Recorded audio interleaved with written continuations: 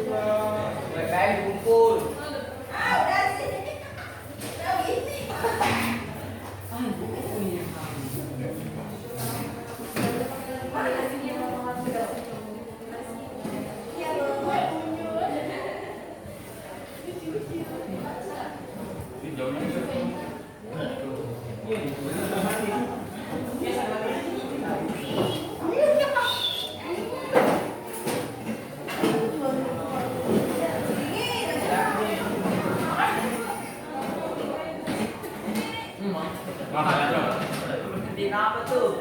Apaan tuh?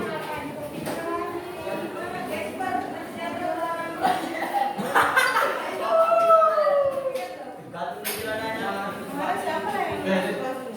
Baik, enggak lagi. Halo.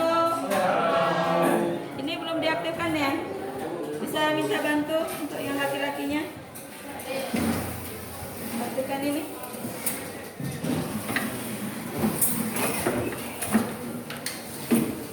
Dapat sih. Ini mana tuh?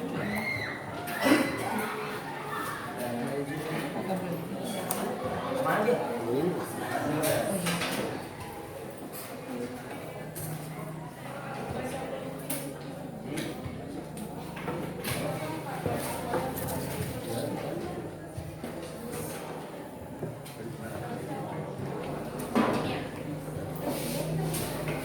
Ini jam pertama Ibu kan? Di sini. Dan sampai Ibu setelah masuk.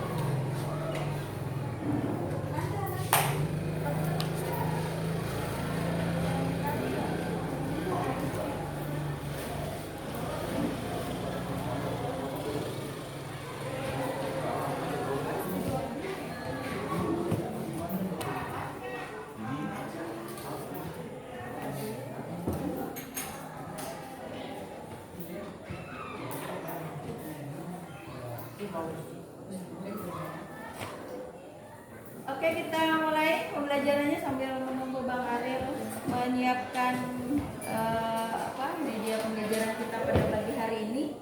Ibu, hari ini pagi ini ada sesuatu yang berbeda di sekolah kita ya. Memang sengaja Ibu akan membuat seperti itu setiap hari. Jadi mulai hari ini dan seterusnya ya. Karena Ibu lihat di setiap kelas belum ada orang yang melalui Indonesia Raya setiap pagi. Jadi biar bersama-sama kita menambah cinta terhadap negara Republik Indonesia. Setiap pagi kita akan melaksanakan menyanyikan lagu Indonesia Raya. Dan alternatif lainnya, apa namanya, juga jadi ibu itu bisa melihat siapa yang ya kan, jadi mana yang lari-lari. Kalau begitu kalau di pembukaan depan tuh lambat tuh. Oke Bu, cek dulu apa kabar semua? Alhamdulillah baik ya. Sudah masuk kelas semua? Ada yang masih di luar? Masih ada yang di luar? Tidak ada ya? Ini kayak terlalu naik Bang. Bisa diturunkan aja kan ini. Bawahnya. Ada kakinya nggak usah kita.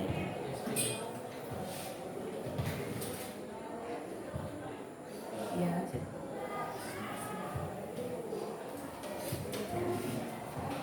Oke, mulai. Assalamualaikum warahmatullahi wabarakatuh.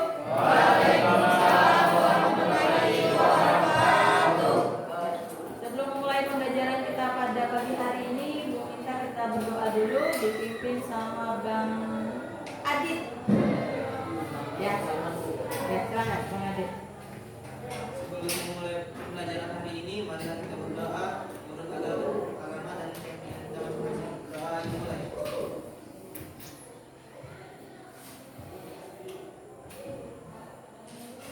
Selesai. Ya, terima kasih Bang Adit. Semoga dengan doa yang kita panjatkan pada pagi hari ini, dengan melaksanakan pembelajaran pada jam ini kita mendapatkan berkah dari Allah Tuhan yang Maha Esa. Ayo kan mantu dulu. Ya.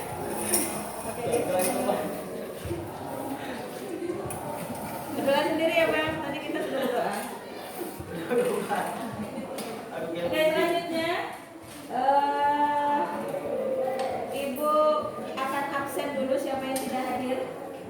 Ada yang tidak hadir hari ini? Ada semua? Ada yang tidak ada. Vera sama si Ferdi. Vera sama Ferdi. Vera sakit. Oh sama Akmal yuk. Akmal, oh ya. Akmal, Vera, Ferdi. Vera kenapa? Sakit. Ferdi sakit. Kemudian si Akmal izin ya. Kita doakan yang sakit untuk Ferdi dan Vera. Semoga mereka lekas sembuh dan bisa bergabung lagi dengan kita besok supaya bergabung dengan kita. Oke, pada hari ini Ibu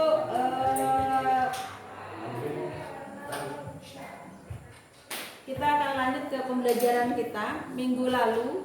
Kalau nggak salah kita minggu lalu, mohon maaf Ibu tidak hadir, tapi Ibu ada memberikan tugas tentang materi Ibu di demokrasi, ya kan?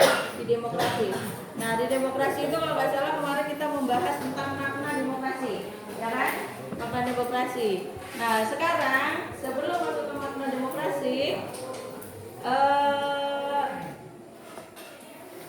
Ibu akan menyampaikan dulu pembelajaran kita pada hari ini. Jadi apa sih gambaran kita pembelajaran pada pagi hari ini sampai di jam terakhir Ibu akan memberikan gambaran itu. Nah, pada hari ini kita akan melaksanakan pembelajarannya mengenai dinamika penerapan demokrasi Pancasila dengan metode jigsaw. Di mana metode jigsaw ini nanti Ibu akan membentuk kelompok. Kelompok di sini akan ada tim. Setiap kelompok akan memilih tim. Satu kelompok ada 2 tim. Nah, timnya ini akan keliling untuk menyampaikan ke kelompok lain untuk menyampaikan materi yang sudah dipelajari di kelompoknya. Nah, kemudian proses penilaiannya bagaimana? Proses penilaiannya mulai dari awal Ibu akan menilai. Yang pertama itu ada nilai sikap, nilai pengetahuan dan keterampilan ya. Di nilai sikap keseluruhan Ibu akan menilai dari kamu awal masuk tadi ada spiritualnya, kita berdoa. Kemudian nanti kalau di kegiatan diskusi dan sebagainya kalian harus terlihat religiusnya, memberikan salam dan sebagainya. Kemudian di dalam sikapnya, sikap sosialnya, kalian bisa bekerja sama dengan teman-temannya dalam kelompok, itu akan ibu nilai. Kemudian di pengetahuannya, di saat kalian nanti menyampaikan materi yang sudah diberikan, mampu apa tidak untuk menyampaikan materi itu, dan juga mampu tidak untuk menyampaikan di depan kelas, ya. Kemudian dari keterampilan kerjasama antar kelompoknya, kemudian berani tidak kalian untuk menyampaikan pendapatnya di depan kelas nanti dengan mengolah bahasa dan sebagainya. Jadi harus dari sisi 3 aspek penilaian, ibu akan dari awal masuk hingga terakhir, ya. Kemudian nanti di sesi refleksi, ibu juga akan memberikan soalnya berhubungan tentang materi yang kita mau sampaikan. Tetapi di sini agak sedikit kita bermain saja. Jadi kita akan tebak tokoh, gambar tokoh, ya. Tebak gambar tokoh. Jadi nanti yang ibu akan berikan itu untuk refleksi di akhir. Oke? Tadi ibu sudah sampaikan kemungkinan besar kalian sudah mengerjakan materi di bab kedua tentang sistem demokrasi Pancasila. Kemarin kalau nggak salah di awal itu ibu suruh Anda mengerjakan wacana atau artikel yang berhubungan tentang demokrasi kebun binatang, ya kan? Kemudian dikumpulkan buku paket, buku tulisnya. Dari materi yang ibu berikan tugas itu, apa yang bisa kalian berikan dari latihan kemarin? Lupa? Apa kira-kira dari tugas yang ibu berikan kemarin? Oh iya, hari ini ibu belum suruh mengambil buku paket, ya. Buku paket. Oke, 1 orang akan mengambil buku paket karena mohon maaf nih Pak, lupa tadi untuk mengambil buku paket. Oke, silakan. Jadi minggu lalu kita mau ibu sampaikan tentang hakikat demokrasi. Jadi di sana pemahaman kamu tentang demokrasi itu apa? Kemudian kalau di pembelajaran kita kan tentang artikel demokrasi di kebun binatang. Kemudian kalau di lingkungan sekolah juga sudah dipraktekkan secara langsung kita kemarin di kegiatan demokrasi pemilihan ketua OSIS. Itu secara langsung juga kamu sudah praktek, ya kan, secara nyata di lingkungan sekolah. Nah itulah yang sebenarnya terjadi demokrasi di negara Indonesia. Demokrasi di negara Indonesia kita lakukan di lingkungan sekolah ini adalah salah satu demokrasi mini yang kita lakukan. Nah negara Indonesia itu kan kurang lebih maksudnya kalau dilihat dari kepemimpinannya sama seperti yang ada di lingkungan kita. Harus ada pemimpin di lingkungan kita. Kalau dalam siswa atau pelajar itu kan harus ada OSIS. Nah OSIS itu terpilihnya ketua OSIS dengan cara dipilih secara langsung. Nah dipilih secara langsung itu sudah termasuk demokrasi, ya kan? Apakah kalian kemarin saat memilih ketua OSIS itu dipaksa? Tidak. Kalian memilih dengan cara apa? Mencoblos. Apakah saat sebelum pemilihan itu ada perkenalan dulu dari para calon? Ada. Apakah kamu memilih itu dengan paksaan atau indikasi? Tidak ada. Berarti memilih dengan hati nurani. Nah itulah yang sebenarnya. Jadi demokrasi itu di negara Indonesia, di mana orang yang kita mau pilih itu ya dari kamu, dari kalian, kalangan kalian. Kemudian mereka memimpin juga untuk kalian, dan intinya adalah semua yang memimpin di negara kita juga sama. Jadi orang-orang yang memimpin termasuk Bapak Presiden itu juga dari rakyat, oleh rakyat, dan untuk rakyat.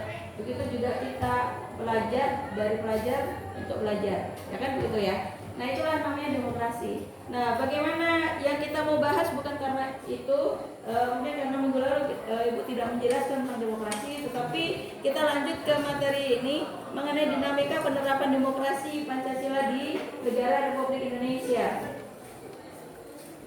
Tujuan yang ingin Ibu sampaikan dalam proses pembelajaran hari ini adalah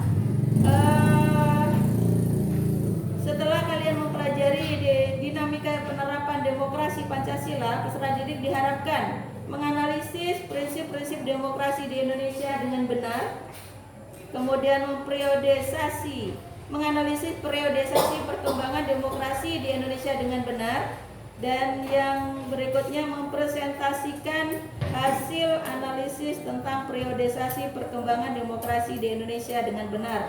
Kemudian mengembangkan hasil kajian.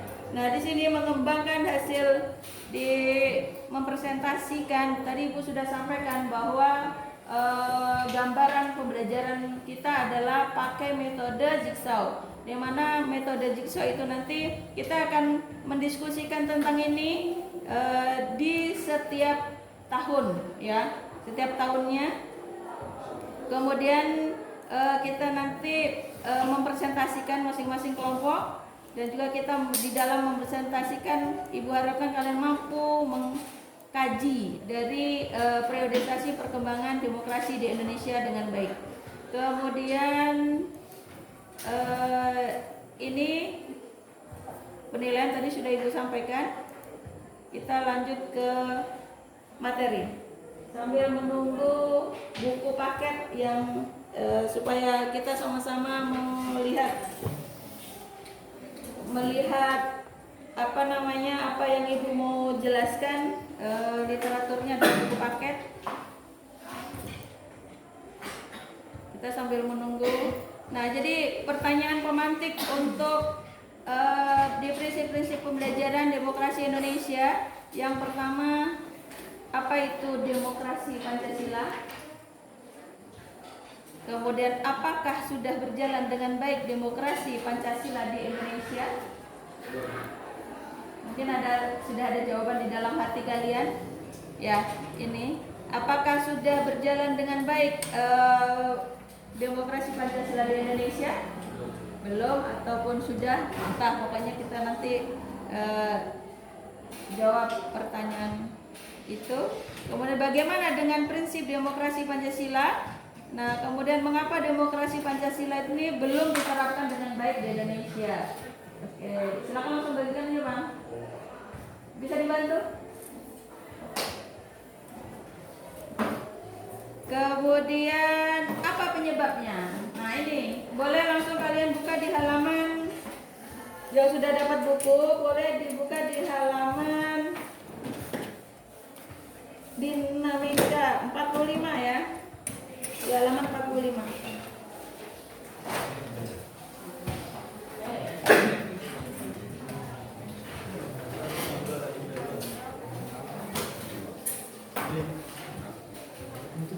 Tapi sebelum ke 45, sambil mengingat kembali materi minggu lalu supaya kita nyambung nih proses pembelajarannya, coba kalian buka dulu di halaman 42.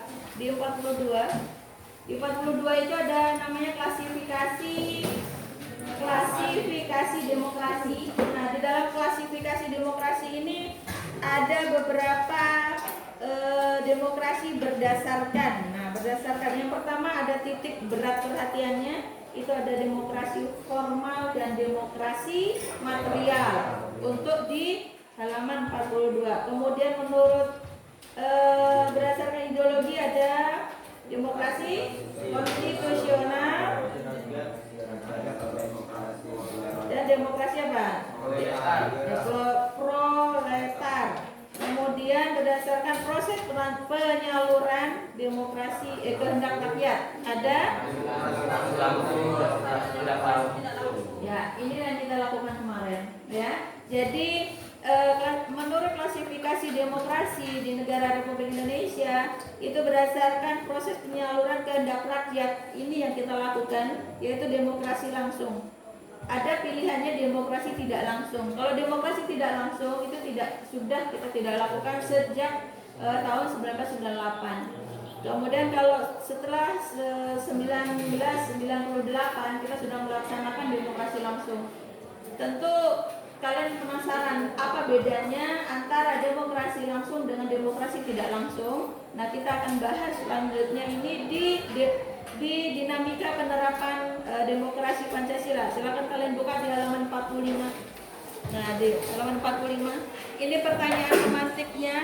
Ini pertanyaan-pertanyaan ini tidak perlu kalian jawab langsung. Kita cari jawabannya di kegiatan pembelajaran kita selanjutnya. Nanti kita akan laksanakan diskusi. Silakan diperhatikan lagi menurut prinsip-prinsip demokrasi di Indonesia, kita mengacu pada 10 pilar demokrasi konstitusional menurut Pancasila dan Undang-Undang Dasar 45. Di sana ada 10 pilar yang yang sudah diterapkan di negara Republik Indonesia menurut Ahmad Sanusi atau penulis.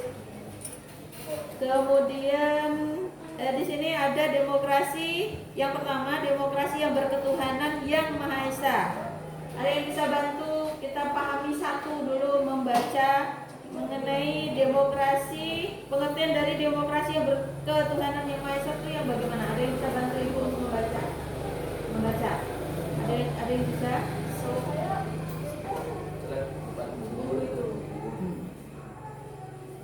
Oh, salah ya. Bergabung saja dengan temannya. Mana tuh ya? Oke. Gabung aja sama temannya. No, tidak usah. Oh, dibantu baju. Oke. Coba siapa yang bisa bantu Ibu mengenai, kan ada 10 pilar ya. 10 pilar menurut Ahmad Sanusi itu demokrasi konstitusional. Nah, siapa yang pertama adalah demokrasi yang berketuhanan yang Maha Esa. Siapa yang bisa bantu membaca programnya? Oke, teman-teman. Bang Rehan. Itu sulit Bang Rehan. Demokrasi yang berketuhanan yang Maha Esa. Seluk-beluk sistem serta perilaku dalam menyelenggarakan kenegaraan RI Republik Indonesia harus taat asas konsisten atau sesuai dengan nilai-nilai dan kaidah-kaidah dasar ketuhanan yang Maha Esa. Oke, good. Jadi demokrasi yang berketuhanan yang Maha Esa. Jadi di dalam berdemokrasi di setiap negara, khususnya negara Republik Indonesia, kita harus konsisten. Kemudian sesuai dengan nilai-nilai dan kaidah-kaidah dasar ketuhanan yang Maha Esa. Jadi misalnya nih, kalau kamu nanti mau mendirikan partai, ada yang punya niat punya partai? Ada yang niat punya partai? Nah, oh iya, niat punya partai ya. Boleh. Nah, jadi kalau kamu mau punya partai, salah satunya harus punya asas ketuhanan yang Maha Esa. Kalau tidak itu sudah korek ya, tidak masuk. Salah satu visi dan misi di dalamnya ya. Kemudian demokrasi dengan kecerdasan. Dipanggil juga? Oke, silakan. Demokrasi dengan kecerdasan. Siapa yang bisa bantu membaca? Yang sebelah sana dong, biar nggak ngantuk. Oke, Iswan. Yang keras Iswan. Demokrasi dengan kecerdasan. Mengatur dan menyelenggarakan demokrasi menurut Undang-Undang Dasar Negara Republik Indonesia tahun 1945 itu bukan dengan kekuatan naluri, kekuatan otot atau kekuatan massa semata-mata.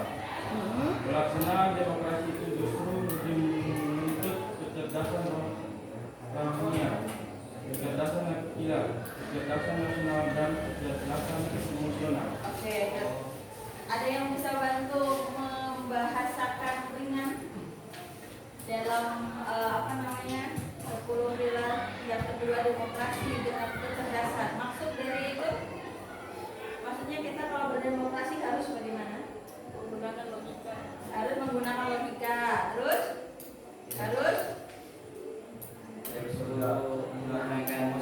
tidak emosional. Terus apa lagi? Tidak harus dengan logika, tidak emosional. Terus tidak menggunakan kekerasan. Oke, tetap lagi. Yang utama harus cerdas. Kalau nggak cerdas ngapain, ya kan? Kalau kita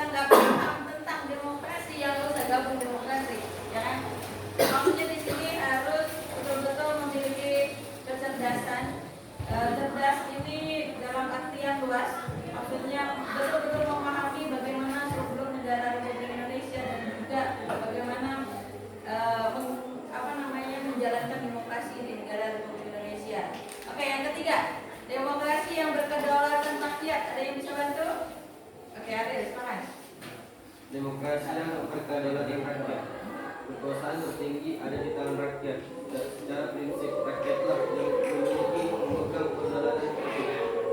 Dalam batas-batas tertentu, kedaulatan rakyat itu dipercayakan kepada wakil-wakil rakyat, MPR, DPR, DPD, dan DPRD. Oke, good.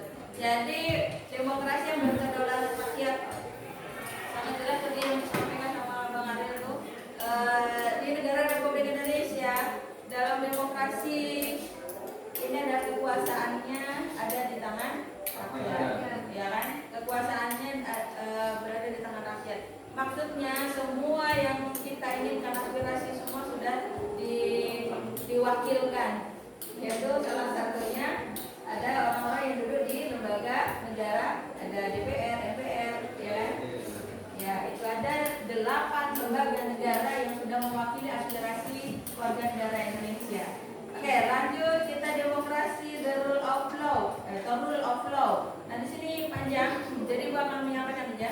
Demokrasi dengan rule of law maksudnya di sini adalah berdasarkan hukum. Ya, hukum itu kedudukannya semua sama di warga negara. Ada kesan tidak boleh hukum itu berbeda, seperti misalnya ada istilah apa? Hukum tumpul ke atas tapi runcing ke bawah, itu tidak boleh. Jadi harus ada sisi kesamaan di warga negara Republik Indonesia. Kemudian demokrasi dengan pemisahan kekuasaan. Nah, tadi sudah disampaikan sama Bang Ariel bahwa demokrasi kedaulatan rakyat diwakili oleh orang-orang yang ada di lembaga negara. Nah, itu kan ada DPR, MPR, dan selanjutnya ada 8 lembaga. Di dalam itu harus ada pemisahan kekuasaan. Nah, maksudnya di sana pemisahan kekuasaan di sini bukan berarti berpisah, tetapi harus ada check and balance, pengimbangan tugas saja. Jadi maksudnya presiden, DPR, MPR itu kedudukannya sama, tetapi dari sisi tugas dan kewenangannya berbeda. Yang membedakan itu tadi pemisahan kekuasaan dengan check and balance, ya. Kemudian yang berikutnya apa lagi? Demokrasi dengan pemisahan kekuasaan negara. Oke, demokrasi kita lanjut. Ini Bu tidak bawa pointer. Demokrasi dengan hak asasi manusia. Nah, kalau hak asasi, demokrasi dengan hak asasi manusia, ada yang bantu Ibu? Yang perempuan dong suaranya. Oke, silakan. Terus ya. Demokrasi dengan hak asasi manusia. Demokrasi menurut Undang-Undang Dasar Negara Republik Indonesia tahun 1945 mengakui hak asasi manusia yang tujuannya bukan saja menghormati hak-hak asasi manusia, melainkan terlebih-lebih untuk meningkatkan martabat dan derajat manusia seutuhnya. Oke, good.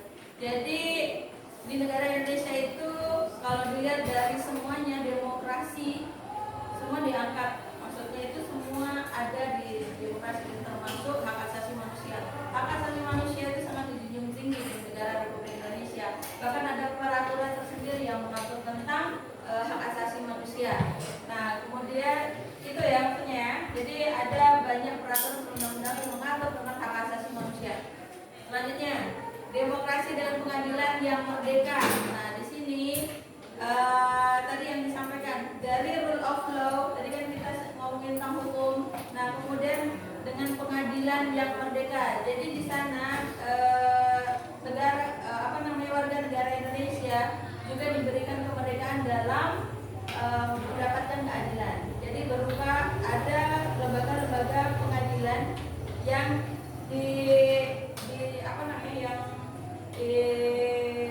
yang ada di negara Republik Indonesia. Contohnya banyak pengadilan yang mengatur tentang semuanya di negara Republik Indonesia. Bahkan mulai KDRT pun ada, gitu kan. Jadi kita demokrasi itu dengan demokrasi pengadilan yang merdeka. Semua diberikan kebebasan untuk mendapatkan keadilan di negara Republik Indonesia. Kemudian yang berikutnya, demokrasi dengan otonomi daerah. Nah ini, negara Republik Indonesia juga diberikan kebebasan oleh peraturan negara, yaitu pemerintah pusat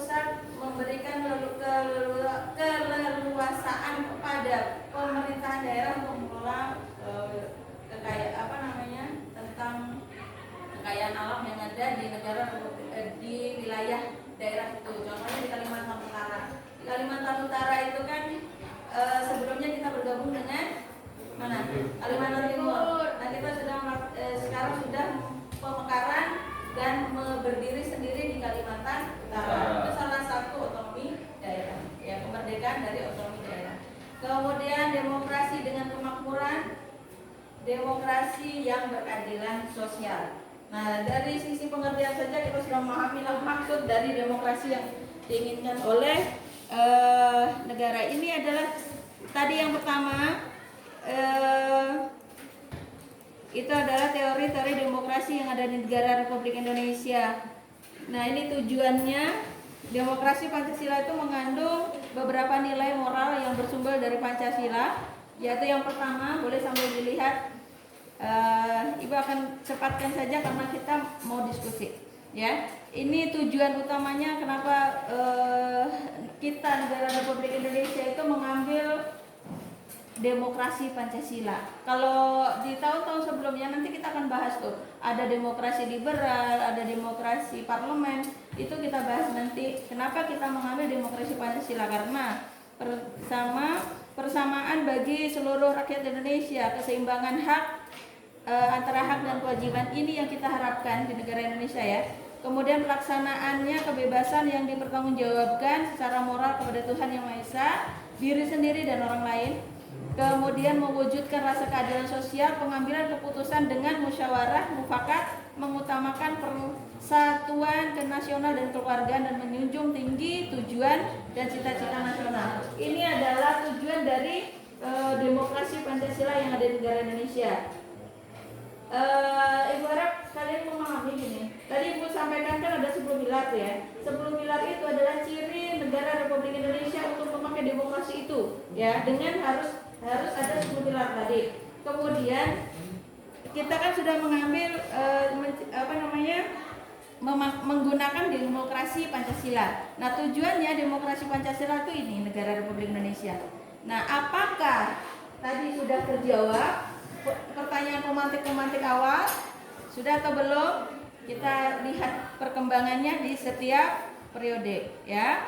Periode kita masuk ke dalam periode perkembangan demokrasi Pancasila. Nah, kalau demokrasi Pancasila ini sejak kapan diterapkan di negara Indonesia? Apakah sudah sesuai dengan yang tadi itu tujuan demokrasi Pancasila? Nah, apakah secara normatif negara kita sudah memenuhi kriteria sebagai negara demokrasi? Nah, jawabannya tentu saja sudah. Cuma kita nggak tahu. Kalau menurut pemerintah katanya sudah, tapi kita cek. Nanti kita dengan cara kita mengecek dari ini sistem pemerintahan menurut Alvan Gafar. Nah, kita akan merumuskan ini akuntabilitasnya, rotasi kekuasaan, rekrutmen politik yang terbuka, pemilihan umum, dan pemenuhan hak-hak dasar. Nah, ini kita akan cari di setiap periode. Itu coba kalian bisa melihat di buku paket kalian di Saatnya jam kedua dimulai. It's time to begin the second lesson. Ibu tidak memutarkan video, jadi Ibu anggap dengan Ibu sampaikan ini kalian memahami. Coba kalian lihat di halaman 65. Di halaman 65 itu ada tugas mandiri. Di sana kan ada indikator demokrasi setiap periode, ya kan? Jadi dari periode-periode itu sudah ada 5 periode di negara Republik Indonesia yang akan kita diskusikan bersama.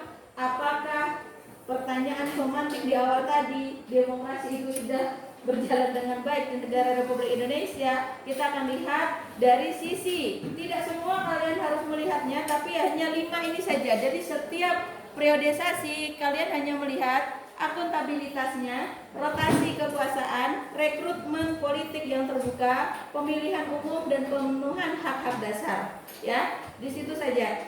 Jadi itu aja yang dilihat. Ibu jelaskan dulu tentang akuntabilitasnya. Ya, misalnya gini, nanti kelompok 1 akan mencari informasi tentang akuntabilitasnya, rotasi kekuasaannya, rekrutmen, pemilihan umum, pemenuhan hak dasar. Itu dimulai dari tahun 1945 sampai 1949, ya kan? 45, 49, kemudian periode kedua 49 59, kemudian periode ketiga 59, 65, kemudian 65, 98 dan 98 sampai sekarang. Jadi ada 5 kelompok nanti akan bentuk. Setiap kelompoknya harus membuat tim ahli menguasai yang ini akuntabilitas di setiap kelompoknya. Ya, nanti Ibu akan berikan waktu untuk belajar berdiskusi bersama. Nah, apa maksud dari akuntabilitas ini, Bu? Ulang gitu. Akuntabilitas ini dilihat bagaimana pemerintahan masa itu bertanggung jawab. Apakah bertanggung jawab dengan pemerintahannya atau tidak? Dilihat di situ. Kemudian rotasi, ada nggak pergantian rotasi dari kepemimpinan di negara itu? Kita lihat, ya maksudnya di negara di masa periode itu. Kemudian rekrutmen politik, apakah ada? Rekrutmen itu maksudnya mengajak kepada seluruh warga negara Indonesia bergabung dengan cara maksudnya tidak memilih-pilih atau tidak pilih kasih, ya rekrutmennya. Kemudian pemilihan umum seperti kemarin kita laksanakan, apakah ada? Kemudian pemenuhan hak-hak dasar. Nah, itu yang kalian cari di setiap periodisasi. Untuk pembentukan kelompok, Ibu akan bentuk dengan berhitung 5, ya 1 sampai 5, kemudian nanti bergabung nomor yang sama, ya. Oke, dari sekarang ya. Oke, dari semua Pak. 1,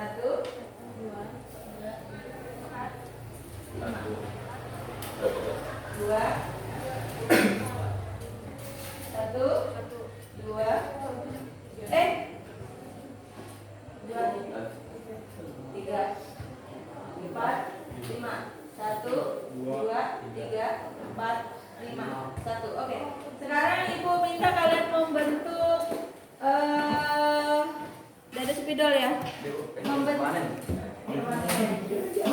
kelompok 1 dengan 1 hanya sedikit kecil saja kelompoknya. Semua berdiri dulu. Jadi membentuk kelompoknya 1 ini pecah. Ini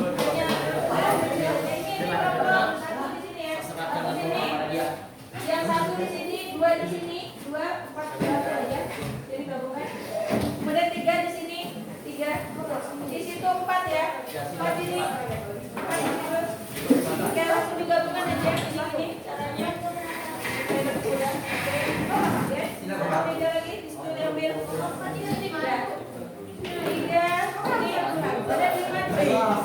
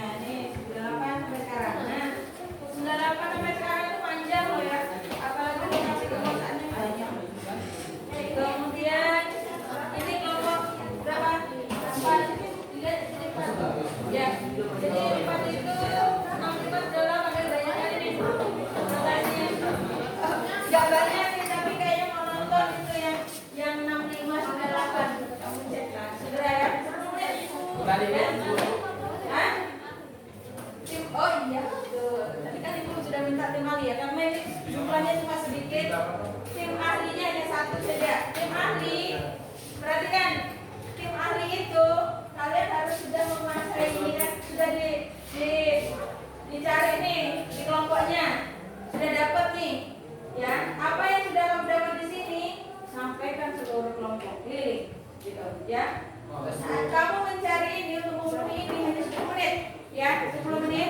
Nanti untuk melilitnya, ibu hanya kasih waktu 1 menit untuk menjelaskan kelompoknya. Kemudian nanti bergabung lagi dengan kelompoknya dan nanti presentasi. Presentasinya ibu akan acak, ya, akan acak misalnya kelompok 3 menyampaikan materi kelompok 5. Nah, gitu. Jadi harus paham. Oke, paham ya? Oke, sekarang saya 10 menit sekarang.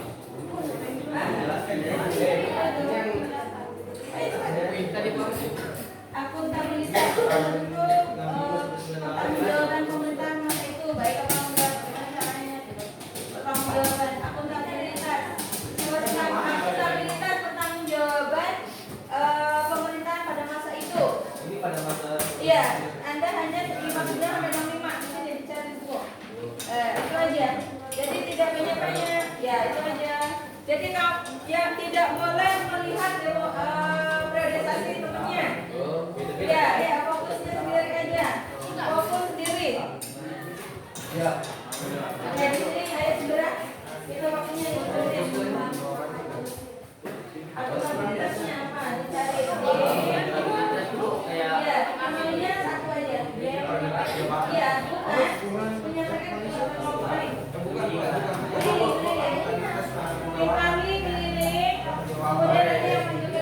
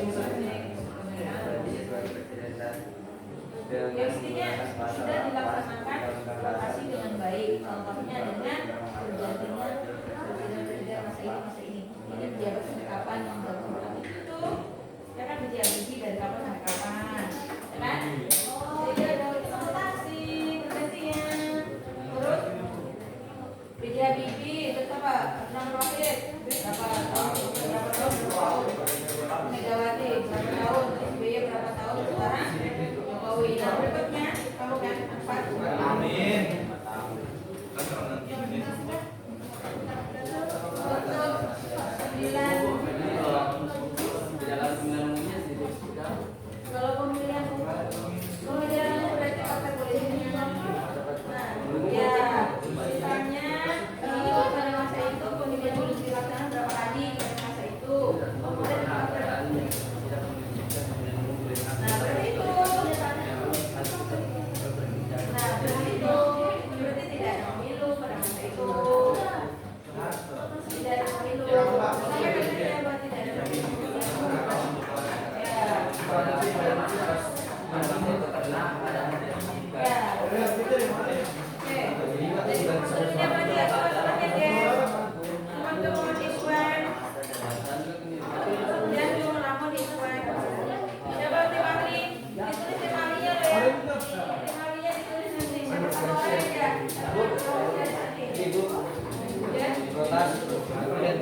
Ya, ya, misalnya di situ kamu tahun berapa? Siapa pemimpin dari situ? Soekarno, nggak ada rotasi. Ya, nggak ada rotasinya. Kalau dia memimpinnya dari tahun berapa? Gitu. Ya ditulis dong, kan biar tahu.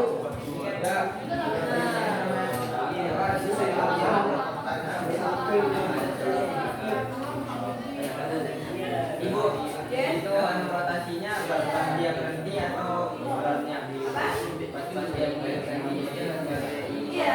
atau Kamu tahun berapa?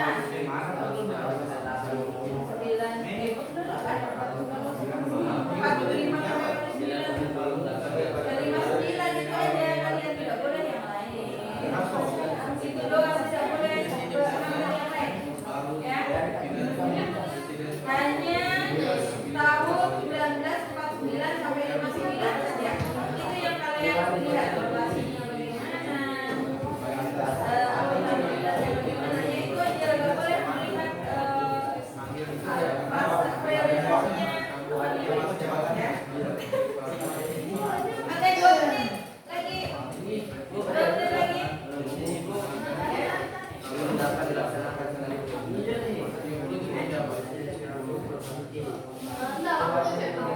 Ya.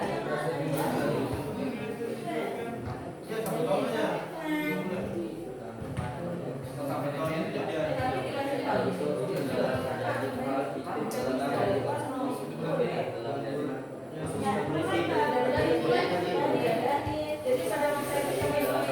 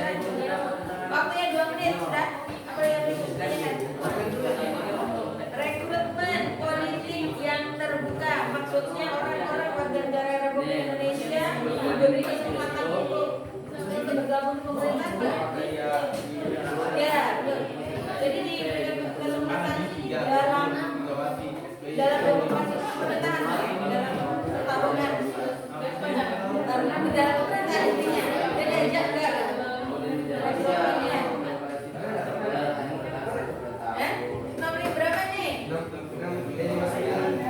Ini ada dong. Nah itu pemerintahnya. Oh, ini masih jalan. 65 pas 8. Oh di Mes 9 namanya 65 ya. Rekrutmennya udah Pak Harto tuh pertama bahkan itu pertama kali pemilihan umum tuh di tempat itu. 2005. Ini pemilihan ya. Oh bukan. Ini tapi sudah pernah dilakukan pemilihan tapi bukan di tahun aku. Berarti kan sudah ada pemimpin berarti kalau itu dilaksanakan. Tapi pemilihannya itu sudah dipilih, terpilihnya adalah karena mereka yang terus rekrutmennya bagaimana rekrutmennya? Ini sudah benar semua nah masuknya rotasi ini ada nggak selain Soekarno di sini yang memimpin yang menemani? Itu tahun berapa nah? Tahunmu ya betul itu ya sebenarnya kan tinggal tulis aja pokoknya intinya kalau rekrutmen pemenuhan hak jadi warga negara Indonesia pada masa itu dipenuhi ke hak-haknya untuk hak dasarnya. Hak dasar itu kayak tadi kena demokrasi dari sisi hak asasi manusianya bagaimana, dari sisi apa tadi itu yang kita ngomongin demokrasi tadi. Misalnya kalau di situ sudah dijelaskan bahwa hak dasarnya terpenuhi, haknya apa aja. Oh iya ada. Nah, yang komen-komen. Dari ras. Ini kemarin waktunya sebentar lagi. Ini kita belum rotasi, bukan rotasi kekuasaan tapi rotasi kelompok.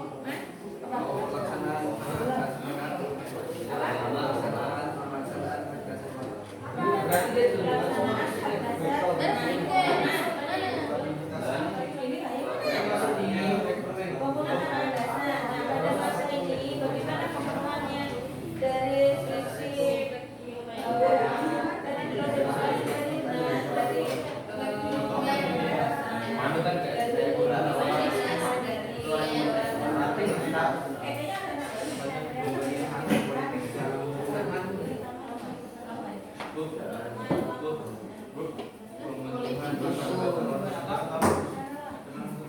pemenuhan hak dasar. Jadi pada masa pemerintahan yang kalian di masa itu, bagaimana pemenuhan hak dasar untuk seluruh warga negara Indonesia? Apakah sudah terpenuhi tadi itu hak dasarnya kayak hukum, rule of law, kemudian dari sisi hak asasi manusianya apa Bang?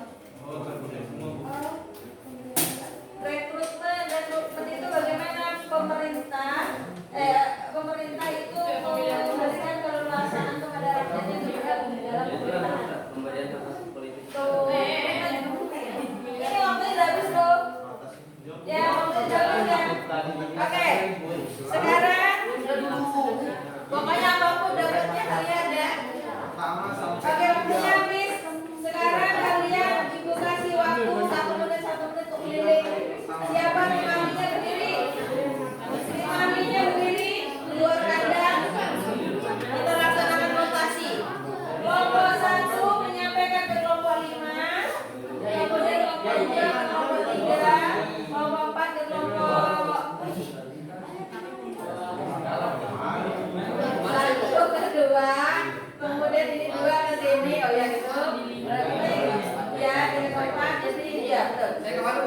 Ini boleh putar ya, putar. Dari bawah ini nanti mari keluar dulu. Mari. Ya mana siap? Sudah siap? Siap. Ini kelompok ini, mari siap. Ya satu orang aja, satu orang. Mari. Satu aja. Satu aja. Ini sekarang. Kelompok 5 mana 5? 5 ke sini. 5 ke kembali 1 ke sini, Anda ke sana. Satunya ke sini, Anda ke situ. Boleh bawa itu. Ini Anda ke sini ya.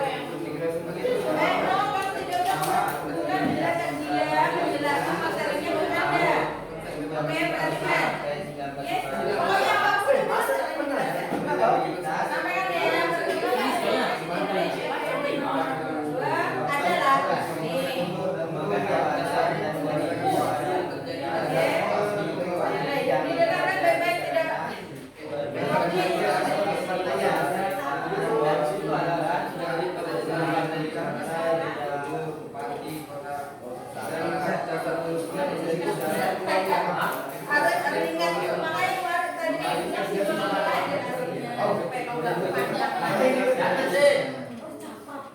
sudah, Adil sudah. Sudah, kembali rotasi.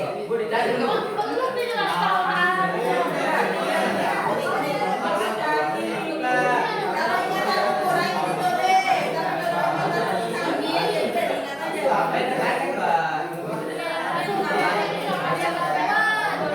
Oke, rotasinya sudah.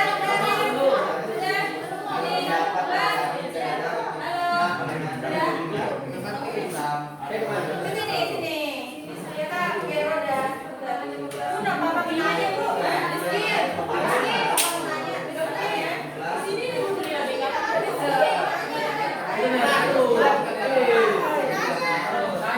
cukup. Rotasi sekarang. Sini,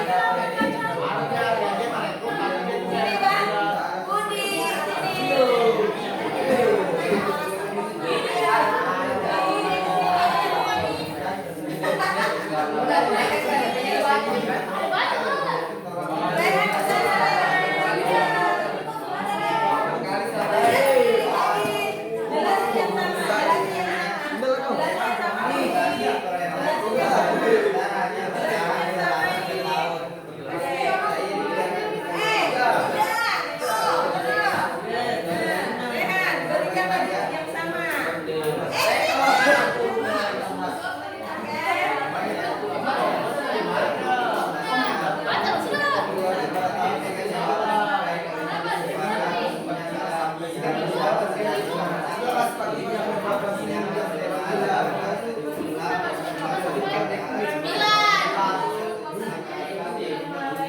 Oke, waktunya hanya 1 menit ya. Keliling, jadi hanya 5 menit.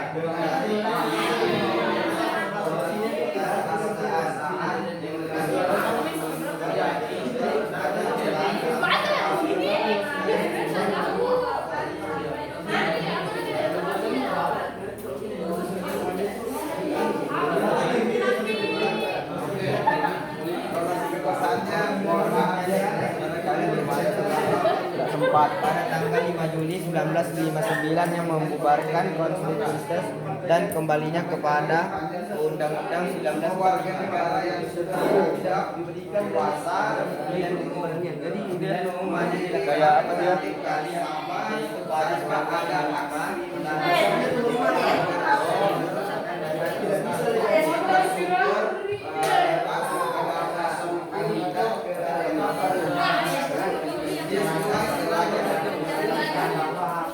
warga negara yang sudah dianggap dewasa. Ini kan dia harus Oke, sudah. Keliling lagi.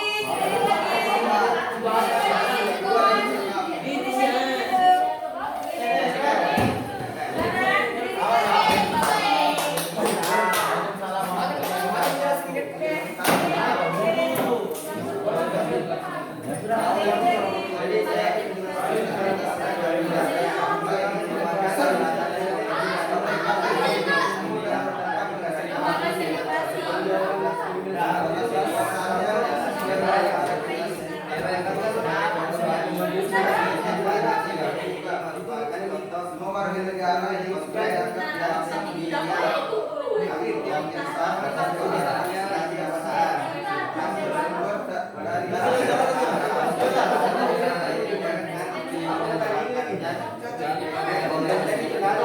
pada tanggal 5 Juli 1945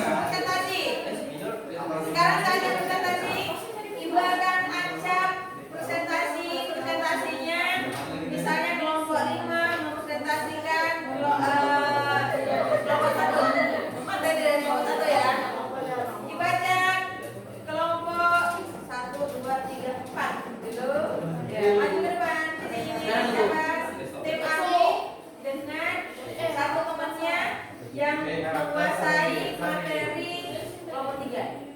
Coba, kelompok 3 coba. Jadi tidak usah membawa kertas kalian. Yang kalian materinya itu, tapi yang ini pinjam dari kelompok 3 aja. Materi kelompok 3 yang kalian mau sampaikan. Jadi tidak mau menyampaikan materi itu. Nah, gitu deh. Ayo, tadi siapa yang mendengar? Oke, silakan. Ya. Oke. Yang punya materi kelompok 3 siap-siap karena materi Anda dibawakan oleh kelompok 4. Kalau nanti ada pertanyaan berarti bukan kekuasaan kelompok 4 untuk dijawab, tapi kelompok 3 yang akan menjawab. Anda hanya membacakan apa yang disampaikan. Ya, ceritanya nih, ini adalah catatan yang sudah mereka catat saat tadi memilih, ya kan? Ya, paham ya maksudnya ya? Oke, silakan disampaikan. Penjajahan. Assalamualaikum warahmatullahi wabarakatuh. Waalaikumsalam warahmatullahi wabarakatuh. Iya, ya. Kami akan menyampaikan materi dari kelompok 3. Perkembangan demokrasi di Indonesia periodisasi tahun 1959 sampai 1965. Oke. Akuntabilitas. Presiden Soekarno sebagai kepala negara dan Presiden Soekarno menerbitkan suatu dekret pada tanggal 5 Juli 1959 dan dikenal dengan sebutan Dekret Presiden 5 Juli 1959. Oke. Terus lagi, dan lanjut toh, Masih kekuasaan. Soekarno memimpin pada periode 1959 sampai 1960. Oke. Terus Kegiatan politik yang terbuka. nah, Proses rekrutmen politik lembaga ini pun ditentukan oleh Presiden. oke. Terus Pemilihan umum dalam pemilihan umum dijalankan. oke, lanjut.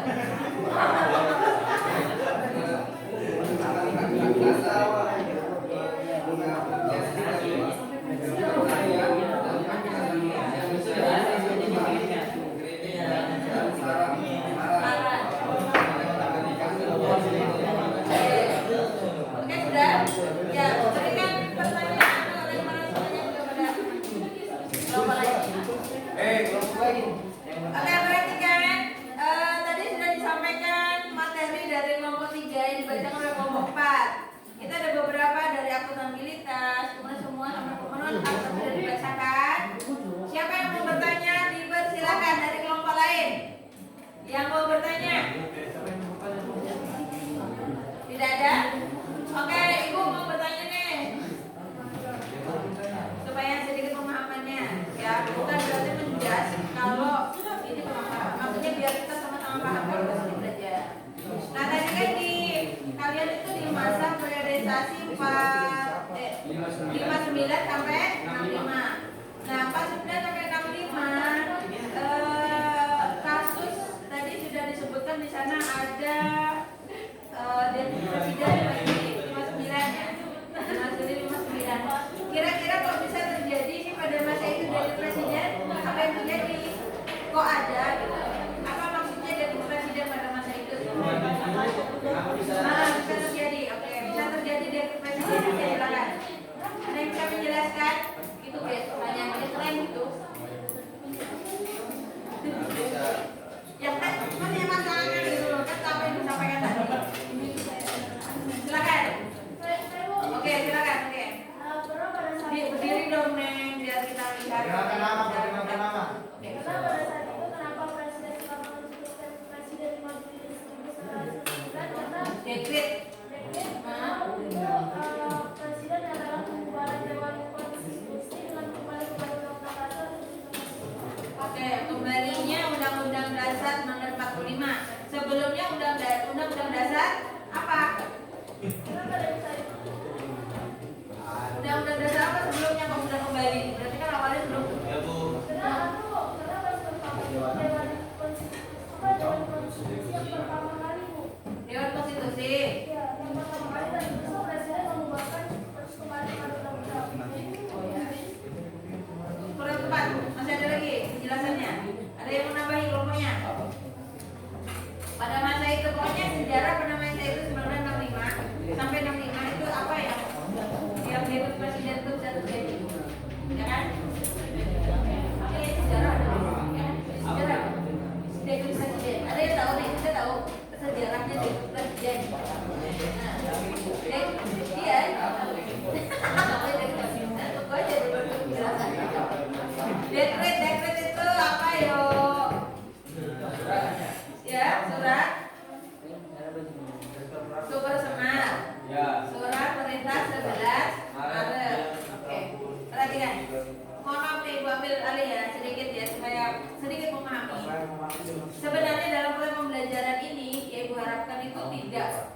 harus maksimal, maksudnya tidak plek kamu memahami semua, tapi bagaimana kalau kita kerjasama dengan teman-teman kalian itu sudah oke. Jangan paham kenapa itu sampai dengan lilin dan sebagainya itu sudah oke. Tapi sedikit lah kita supaya memahami sedikit materi yang kita pelajari. Contohnya ya di tahun 59 sampai 65 itu momen yang tidak bisa dilupa negara Republik Indonesia dan Wakil Presiden. Kenapa? Pada masa itu negara Republik Indonesia menganut Undang-Undang Dasar sementara, ya. Undang-Undang Dasar sementara ada UDS, ya, UDS. Kemudian pada masa itu Presiden Soekarno menyampaikan harus kembali kepada Undang-Undang Dasar Negara 1945. Kenapa terjadi momen yang seperti itu hebat? Karena pada masa itu negara Indonesia sedang kacau balau dengan adanya komunis, ya, atau yang disebut dengan G30S. Nah pada masa itu 1965, ya kan? Nah makanya pemerintah pada masa itu membuat dekret presiden karena masa itu kacau balau negara Indonesia. Jadi bahkan orang itu takut untuk masuk keluar rumah, karena kalau keluar rumah masuk kita nyawanya. Pada masa itu pokoknya sebelum di negara Indonesia itu siapa yang mengenal Tuhan itu dibunuh. Bahkan siapa yang mengenal Tuhan pada masa itu dibunuh oleh G30S PKI pada masa itu. Apalagi sampai bahkan bukan hanya orang yang beragama, tapi orang-orang yang menginginkan negara Indonesia itu lebih baik pada masa itu, menjalankan pemerintahan yang benar. Itu juga salah satunya bukan salah satu, tapi peristiwa dari Saatnya jam ketiga dimulai. It's time to be grounded. Good and right.